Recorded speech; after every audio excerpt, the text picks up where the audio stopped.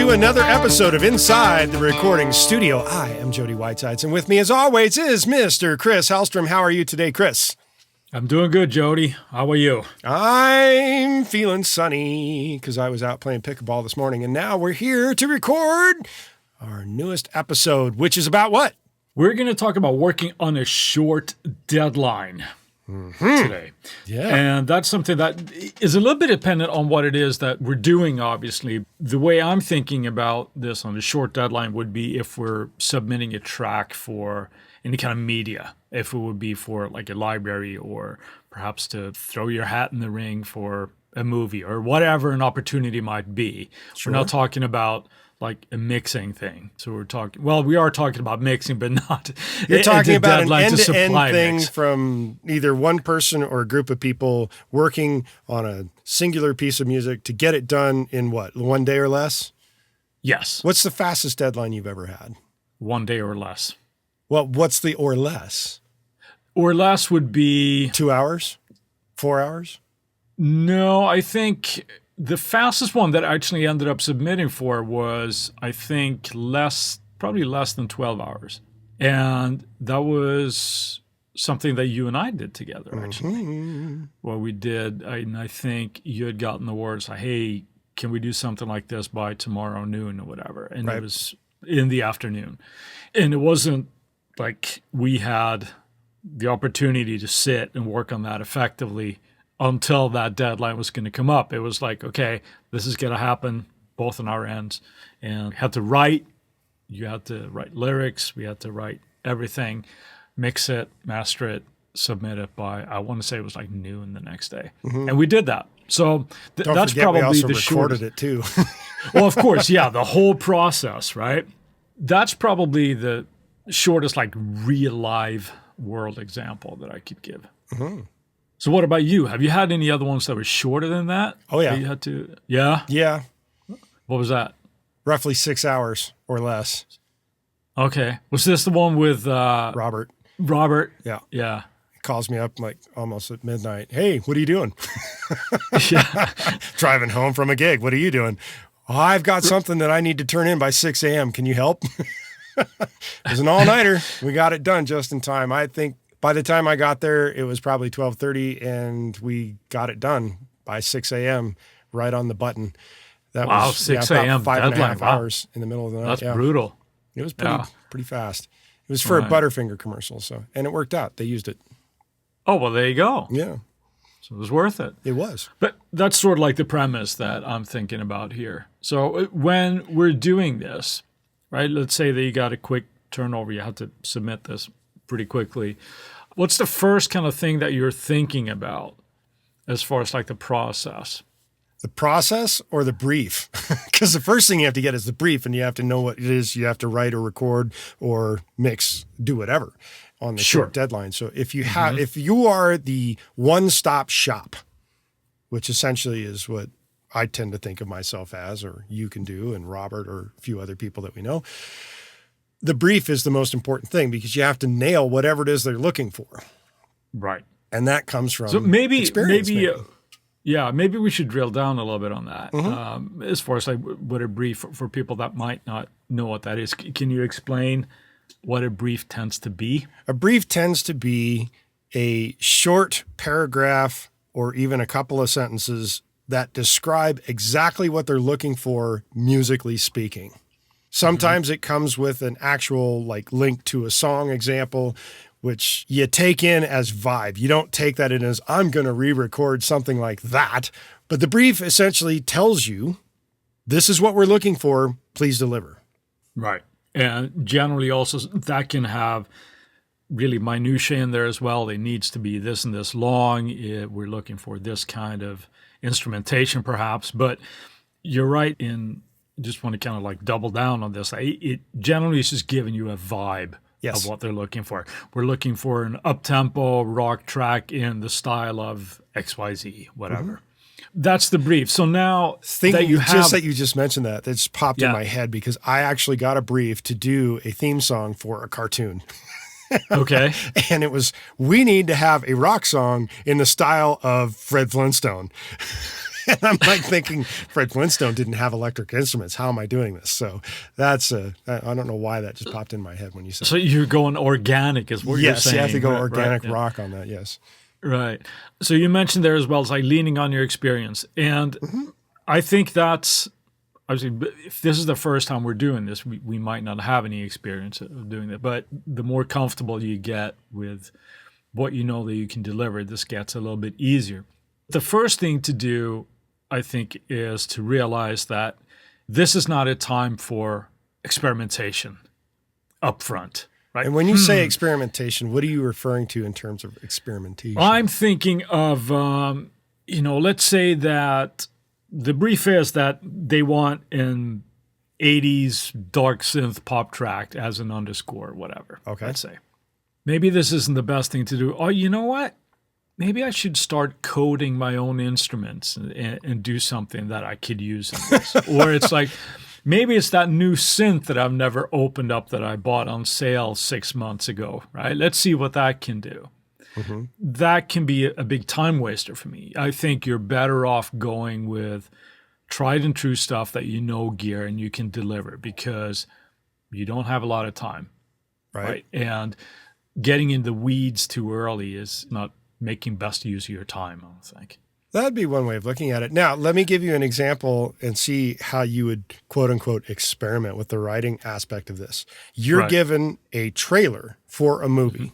Yep. They don't tell you anything else. Just write music to this trailer. Okay. What do you do? How are you writing that? Let's go there for a second, because this is where I'm thinking experimentation and experience go hand in hand with this. And let's just say that the trailer is Cloud Atlas for that movie. What kind of music are you certainly envisioning at that point? Well, I'm looking at orchestral, right? Possibly large percussive elements, that type of a thing. I would listen for on that trailer and just see what makes that tick, right? Is it going to be as trailer tracks tend to be a bit of a build. Sure. Right? You could have like an introduction and then a development and a massive ending type of thing, right? So that's the first things that I would going for. I would probably not pick up my guitar the first thing I do with that, right? Sure. So to me, it's listening for the vibe and then going with an orchestral thing. It's probably going to include... Well, there's no vibe given to you. You're just given the trailer. That's why I'm asking. Right, but I'm saying the vibe of the trailer. Oh, are you talking about you actually get the trailer with no music? Yes. Oh, okay. So then I'm going to switch gears because that's a different animal. Right, but I told you the movie. Right. So I'm thinking then futuristic, right? I'm thinking possibly atmospheric, a little bit of suspense, some mystery there. But I'm going for by what the feel of that is. Of the visuals, and then try to start there. I would probably still go with some sort of orchestral thing, but I would also listen. This is a little bit weird, and it sounds like hokey, but I would watch the footage and then see if there is a sort of tempo that feels right. With the way things are edited and cut. So that's probably where I would start. I would probably start sketching out ideas. And I might even start sketching out ideas on just like a piano type of thing to give me an overall key or something that I can then build off of. Gotcha. That's how I would do it. What about you? Because I think this is a real world example from you. It is a real world example. Yeah. That's why I was asking you. And your initial response was very similar to what I did, because I did very much an orchestral thing. It had multiple pieces to it. I had less than 24 hours to turn it around. And it was part of an example put on by a PRO to show how composers should approach doing a trailer. And the interesting thing about it is I went with the vibe of the visuals, determined the instrumentation that I did, and it built throughout the entire thing and how to stop and big giant ending kind of thing. And the interesting thing about it is when it was judged compared to all the other trailers that were turned in, Mine was the only one that was full blown, like big orchestra, slow build kind of thing that had everything moving based on the images. And the most interesting comment that came out was adventure music, because it was considered kind of adventurous kind of movie, is very difficult to do and get right. Whoever did this, because they didn't tell who did what. Right. They nailed this perfectly. There were other trailers in there where people were doing very minimalist piano lines, simple guitar line, very minimal for a movie that is like epically large, especially with the way the trailer was laid out. So getting the vibe right is a very big deal. And trying to go jump on the bandwagon of something, if it's not what they're looking for and they don't really give you much information, is probably not your best approach. Because at that point, that was when a lot of trailers were suddenly trying to go very, very minimal. But they didn't want minimal for this. They just wanted to see what people would produce in terms of this. It's a hard thing to think about when you're not given much of a brief. You have to rely on that experience of things that you've done, take into account what people might be doing at the time, but also serve the image of the media that you're given. Yeah. Does that make sense? That's the only tell that you have then. It's the visuals and what that makes you feel. Sorry to cut you off here, but one thing that I think we should point out, or at least what my mindset would be for it, if there is no sort of guide given to what it is that they want. They just want you to score this. I think you have to live and die by what your approach to that would be. Yeah. In other words, if you wrote something that was big and epic like you did, and that was what they were looking for, fantastic. But if your mentality is that, no, this feels like a minimalistic synth score perhaps, right? Then that's what you have to do. If it's wrong, then it's wrong, but at least you're wrong being you. Yes. I would not go so far as to say it's wrong being you. The reality is that's what you came up with. They didn't give you a good enough brief to do something different. And in the case of the trailer that I'm talking about, there was no brief whatsoever. It was just the trailer without the music. You can't take it personal. No. That they don't choose it. You have to maintain that professional attitude of like, I did what I felt was necessary for this piece to work, and it didn't gel with what they were looking for. Move on to your next project. Don't take it personal. That's what I would go for. Yeah. No, I mean, again, I'm cutting you off all day here. Mike said something, Mike Green, when we talked to him as well, when he was doing an intro for, I think it was like a courtroom drama. You know, he said, what you listen to, you see it. And it's like, no, that's just wrong. That's wrong for what we're doing. And it is just that. It's not a reflection of the work that you did. It's just that that's not what the client is looking for. And when given a brief like you did that was very minimalistic, it's like there's really no brief. Right. It's like, here, do your thing. I would even venture to say that it could be that the client doesn't necessarily know what they want. They just want to see, and they would kind of know when they hear it. It's like, oh, I kind of like that angle. It has nothing to do with us as artists on a personal level. It's sort of like, no, fuck that guy Jody, man. You know, that's probably very unlikely to happen. It's just like, no, this piece is not right for this. Great work, but we're going to go in a different direction. So it's certainly not personal. Right. And speaking of different directions, let's take a word from our sponsors. And we're back, and we're going to move on to talking about the use of templates. If you do certain things very well, or you do them over and over. Do you have templates? I do. Ooh. Yeah. Anytime I do something for a particular library, if it's a certain style, I save that as a template because it just saves a whole bunch of time. And I know I'm going to be in the ballpark every time I start something. Right. And it's also a time saver, right? I know that, for example, a couple of years ago, I did something where they wanted a strong 80s vibe, like Miami Vice? Not necessarily like that. It was a little bit more of like an underscore type of thing. But then I had, okay, these are the drum machines I'm going to do. I'm going to lean on these synths, that type of thing, right? So they're already loaded up.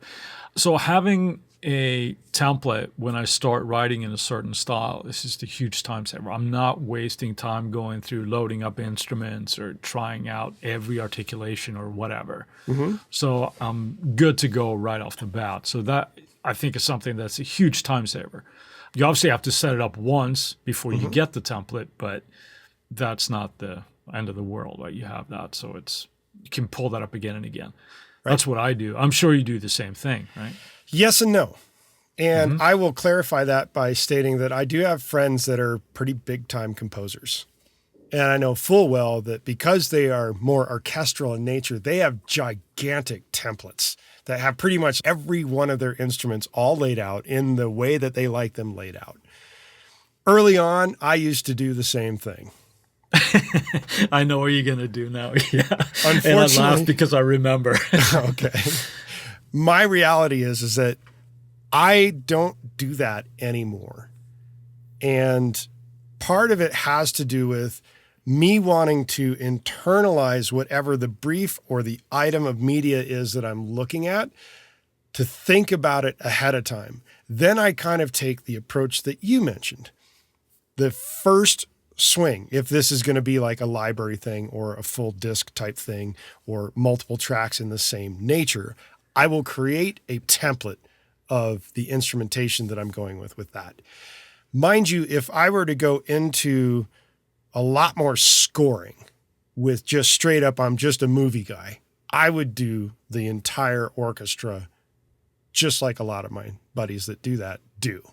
Just because it saves a hell of a lot of time and they know where everything is at any given moment. But for me, being a little bit more free at the beginning of the project to just load up instrumentation, to me gives me the ability to be a little bit more chameleon-esque or think about, wow, what if I added this? It's like Mike suggesting adding banjo to things that don't make sense to add banjo to.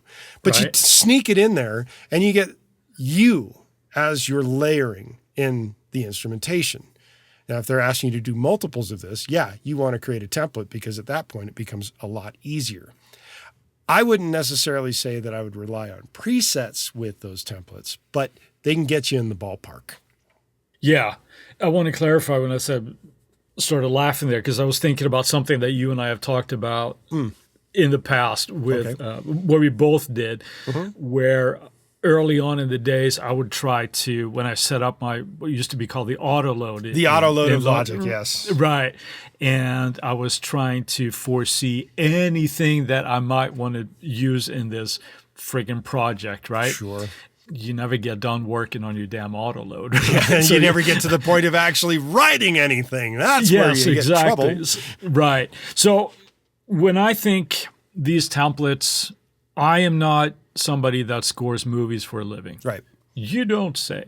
But if I was going to do a more of a scoring type of a thing for a project or whatever, I would start maybe not with a template that's going to rival like Junkie XL or somebody, right? But instead having something like, okay, well, I know I'm going to have, a basic string setup or whatever. Right. So I can get going quickly as opposed to doing all that. Even if the template isn't super elaborate, it's a launching point. Yeah. So I think that's a really, really important thing to get going, knowing with the tools that you're going to use. And this could be not necessarily it doesn't have to be orchestral. It could be just standard rock stuff. It could be standard jazz stuff. It could be country stuff. It could be whatever genre that you're pushing. Exactly. And the reason why I would say that is I did a track for the Kardashians. Not them personally, but for their TV show. And that got used a lot. And then there were other people coming back, I would like you to do something similar. And I hate repeating myself in that regard. But I ended up taking that track and using it as the template, using the instrumentation and writing another 10 tracks similar to it for that very reason, because people coming back, I want something similar to what you just did there. So it was very easy for me to take that because I already made a template, so to speak, by just writing that track in the first place. And that's how I tend to treat my templates. It's something I already created, And it's like, Yeah. oh, I want something like that. Great. I can pull it back out. I can write the new stuff, but I can use the same instrumentation or make small tweaks.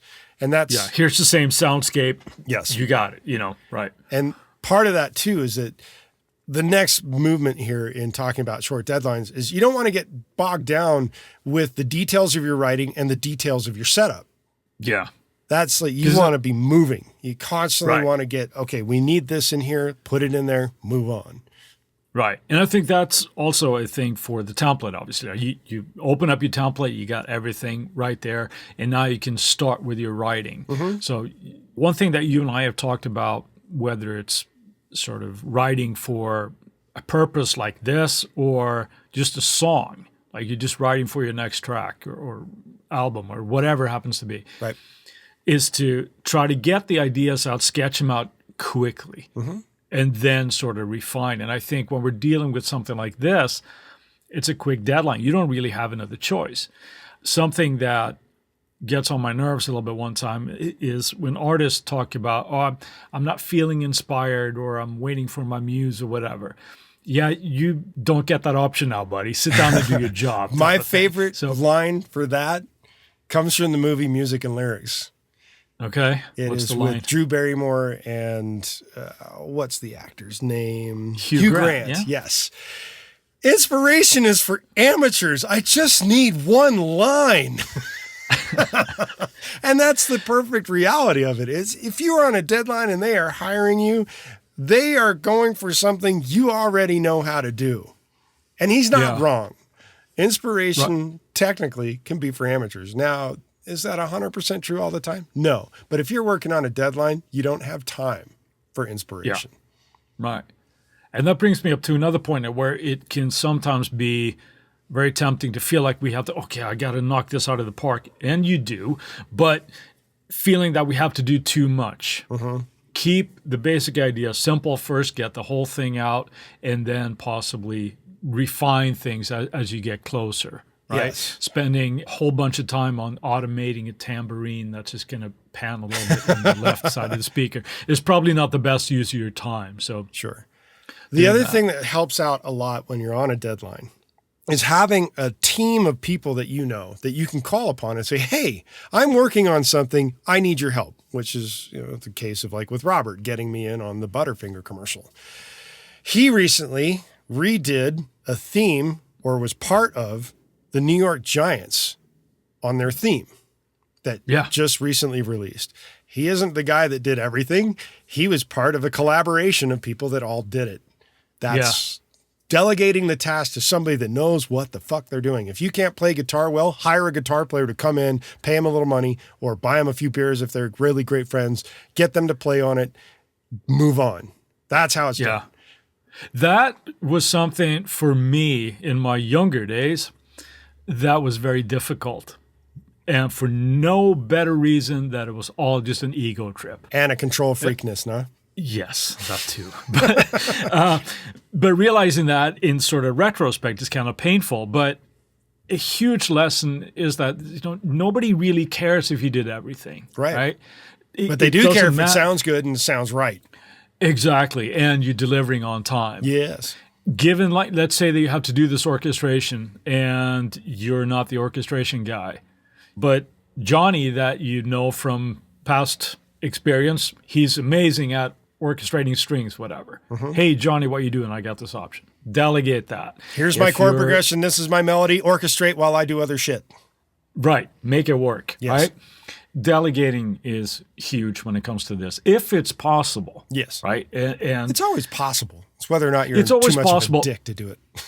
Well, that, or, if it's people that can deliver, that you truly can deliver. Yeah, and you need they're people available. that you can rely on. That's for sure. Right, and that's the thing. So what about mixing when you're getting to this? So let's say that we've turned this piece, we've written it out, and it's like, yeah, I think we're good. It's time to mix here. What's your sort of mentality? It depends on if I'm mixing it myself or passing it off to someone else to get it done while I'm continually working on some other little thing with it. Well, let's assume that you're mixing it yourself.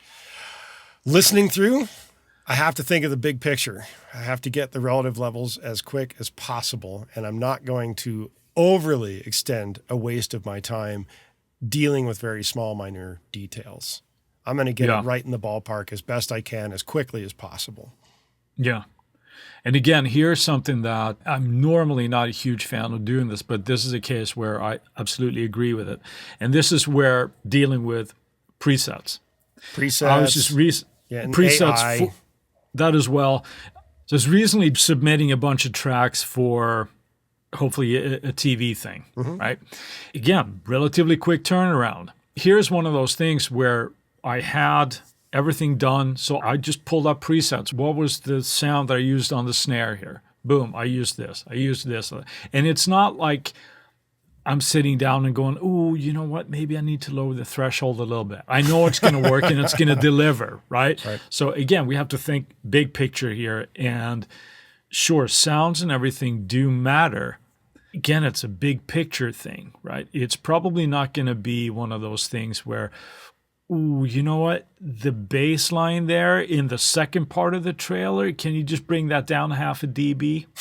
You know, it's getting it right and making it sound good is obviously really, really important. But the minor details are probably less so, in my opinion. So I think what you're saying there, the big picture, I think, is what's really important. Well, and somebody we've had on the podcast, namely CJ Vanston, he's a huge proponent for things that have the AI capability to him to get things done fast. He's often working on deadlines, and it's just like, bang it out, get it done. Obviously, he's also a brilliant fucking musician at the same time. But as a producer, oftentimes he's on a deadline and he has to nail things as best he can. And that's what he does. He plays a brilliant piece of music. He mixes it super quick with some AI shit, and it's done. Yeah. And he was mentioning also when he was talking about this and how he would use presets from synths. Yeah. Right? Sometimes. Like, I'll do that and I'll tweak this really, really quickly, right? And here's a guy who could write a patch from scratch, no problem, right? But he relies on presets and small tweaks just to keep it going. So if it's good enough with CJ, I think it's good enough for us, right? Right. The idea here that we're trying to get across is that if you're on a short deadline, it is not necessarily an excuse to submit material that lacks in quality. Practice this stuff. Put yourself on your own deadline if you're not there yet. Get your own experience on doing it. Take trailers for that matter if you want to get into trailer music. Remove the sound and build your own trailer to it in terms of the audio and see what happens and practice that stuff. That's how you get better at it. Yeah, and that's a good point because that's a way that we can sort of, even if they are self-imposed deadlines, but we can practice writing under pressure and see where we are. And what you said there at the end, I think is really important too, is that we can't use this as an excuse to go, well, I only had 12 hours to do it. Yeah, but it still isn't good enough, you know? So it still needs to have that quality and prioritizing our time when we're doing it. Like we mentioned, you know, delegating certain tasks if we have to, but we still need to do quality stuff. But these are some things that I consider important for me when I'm doing it, and you as well, I'm sure. And with that, we're going to move on to Friday Finds. Chris, what have you got for us this week? This is something I've mentioned in the past. There is a website called Piano Book. It's started by one of the guys from Spitfire Audio, where it's people that are submitting sample instruments and their homemade samples that are free to use for anybody. There's a lot of really, really cool stuff there. Now, an artist that I've been getting into lately is a guy who goes by Venus Theory, who does this soundscape-y kind of stuff. He's got a bunch of patches up there as well that are now free to download. You could donate to it, and I recommend that you do. But Piano Book, if anybody is not familiar with it, should go check it out because it's really, really cool stuff. So that is my Friday find for this week. Sweet. And you, Jody, what do you got? I'm going with Serato, which is a name that I have not spoken in quite some time. I remember that name. Yeah, they're still around. They still create software. Serato has new software, DJ software specifically, that is doing something quite similar to Music Rebalance by Isotope. They've just released an update to Serato DJ that allows you to, on the fly, isolate vocals, bass, and drums, and obviously probably other instrumentation as well, and allow you to mess with that and create stems on the fly. That's kind of badass. That's cool. That's my Friday find for today. Awesome. While we've got your attention, we ask that you go to InsideTheRecordingStudio.com and sign up for our mailing list. Doing so will get you weekly reminders about the Tuesday tips when they come out, and we'll make sure you don't miss any future episodes of this lovely podcast. Send us an email at goldstar, GOLDSTAR, at InsideTheRecordingStudio.com with the word deadline, and you'll get something cool back in your inbox. If you have a topic or suggestion for Chris and I to explain in a future episode, contact us at the contact page. We'll put it into consideration for a future episode. With that, I'll say, see you next week. Have a good one, Jody. Now go finish some tracks, people. Thanks for listening.